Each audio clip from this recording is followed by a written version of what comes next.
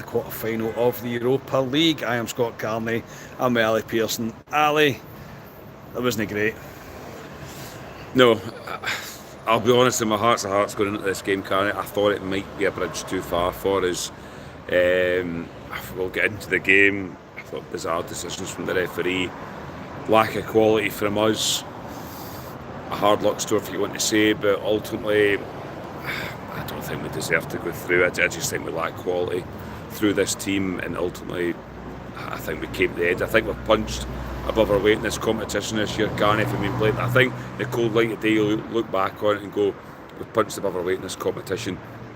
Playing against Bilbao tonight, a decent team, but I think we've maybe let ourselves down in this game, if I'm being honest about it. I think I said to Ali before we came to watch the game, I said I don't want it to really be a kind of damp squib, and that's not far off that, let's be honest.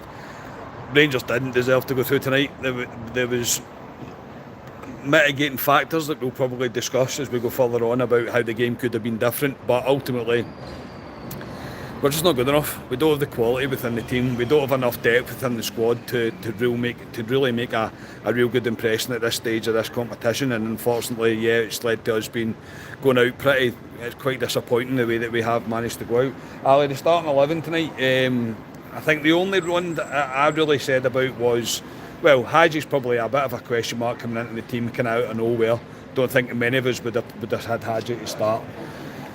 Dessler starting over Igaman and Ridvan playing at right kind of wing back. Again, not many I don't think would have kind of seen that coming. Not much more he could have done. I would have played Nsiala. I know that's in hindsight. People say you're saying in hindsight. I didn't. I thought I'd have played Nsiala at right centre half and played Tav at right wing because I would have got more from it. But what was your take on the start 11 when we seen it? I wasn't overly shocked, to be honest. I can see why he's played Hadji in there and dropped Diamandi in instead of playing Bailey Rice that did the back line. I did say I thought Ridvan would play right back, Tav would be pushed more into in that back three, and I think he likes Dessers, Carney. I think it's clear to see he prefers Dessers up front. I listened to him talk about Igaman earlier this week, and he said Igaman needs to brush up in certain parts of his game. He's raw at times, and I think that was maybe an indication of him saying he was going to play Dessers. I think he prefers Dessers, so I wasn't overly shocked, Carney. And I wasn't disappointed, certainly not, if I'm being honest. Yeah, I think I get that. Obviously, Hadji, after the goal he scored at the weekend, maybe merits a start. I don't know, I'm not sure. I would have probably played Rice if he was fit enough, and went with the kind of three in the middle that we've seen before with Raskin, Rice and Diomande. I would have went with Igaman over Dessers, and I just thought it was important for any chance that we were going to get forward that James Tavernier would be involved in that attack instead of being one of the right centre halves.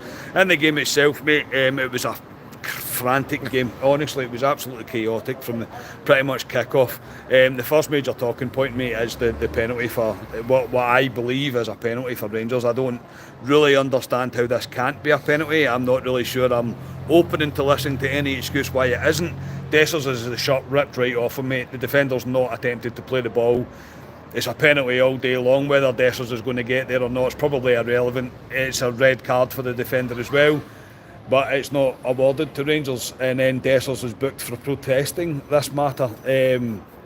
I can't understand how it's not a penalty, mate. I honestly can't. And it might look like sour grapes, and if it does, fine, but it's a penalty for Rangers. You keep that Jose Mourinho interview in the back of your head, haven't you? Saying about Bilbao and it's all set up for them to get the final.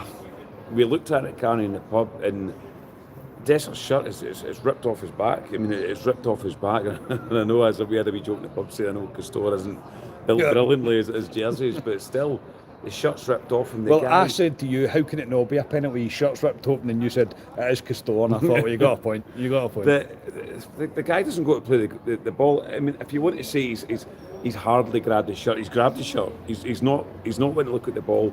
He's grabbed Dessers' shirt. He's ripped Dessers' shirt. For me, it was a Stonewall penalty, and as you say, Carney would be the last man in the red card, and all us in the pub are looking, going when the game stops, because it was a good minute. I think the ball was still in play. It stopped, and I was hoping it was going to go to VAR and we'd see the referee going to monitor, but there was nothing, Carly. I thought the penalty against us last week was extremely harsh. Yeah. This one this week is it's hard to take, Carney, because games away from home in Europe, you're only going to get so many chances, and it's slim margins at times, and that's a big decision in a big game, a defining moment in a game as well, and it's went against us. And it's not standing here as sour grapes that are saying, Carney. For me, it was a stonewall penalty for Rangers. It has to be a penalty for Rangers. There's absolutely no doubt that it has to be, and unfortunately it's not. Ridvan then goes down injured, and Barry Ferguson, in my opinion, and cover your ears, Barry Ferguson fans, makes a massive error here. Enciala stripped to come on the park, which is the obvious decision for all of us to really make, and he decides to bring on Conor Barron and move Diomande to the kind of left wing back decision. Ali, this is a crazy decision by Ferguson. It completely nullified our midfield. We had nothing going. Diomande was clearly the best player we had on the park at the time. He was winning the ball, he was winning his free kicks, he was getting us up the park. This is a ridiculous decision that Barry Ferguson has made, and it's one that he'll need to own up to. Yeah, it nullified us, Carney, for the whole of the first half when he made that change. And you've seen Enciala warming up, and you thought, well, naturally Enciala will come on and we'll keep the same shape. It seemed the right decision.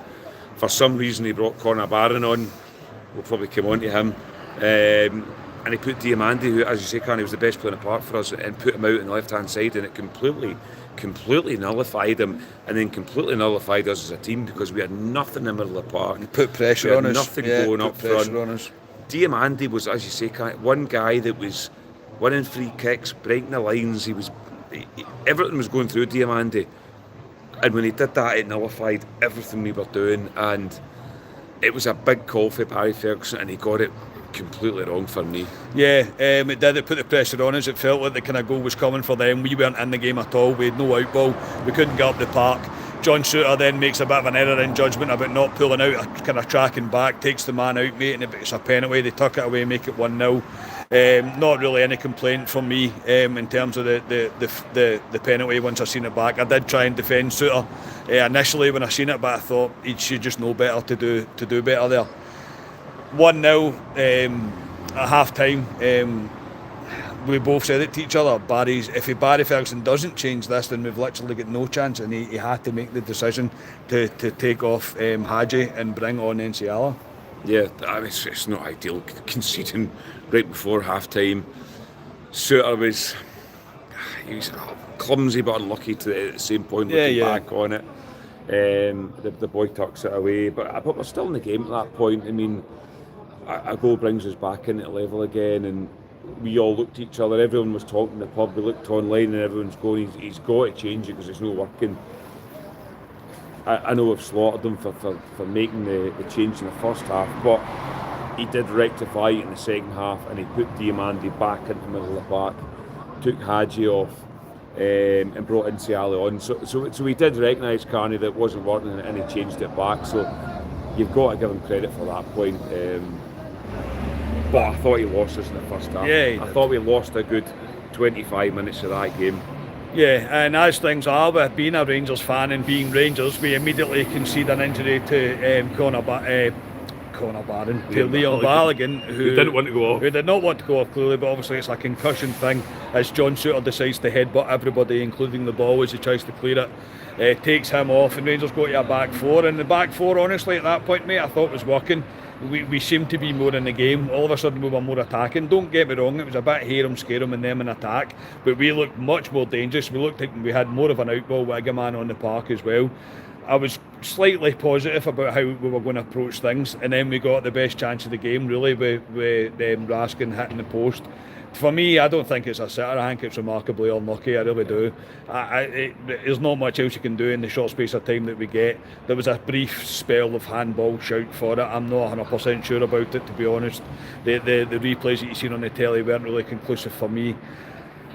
But then we concede, mate, from James Tavernier, and I don't like to stand and slate Tavernier. He switches off, just completely switches off at the back post. It's a deep cross into the back post. Williams is all on his own. He heads it right through Kelly. Tavernier's nowhere near him. It's 2-0 and it's game over. Yeah, I mean, the Raskin chance, I agree. He was unlucky. It was the only real chance we had in the game, apart from the penalty for Dessers, which would potentially change the game.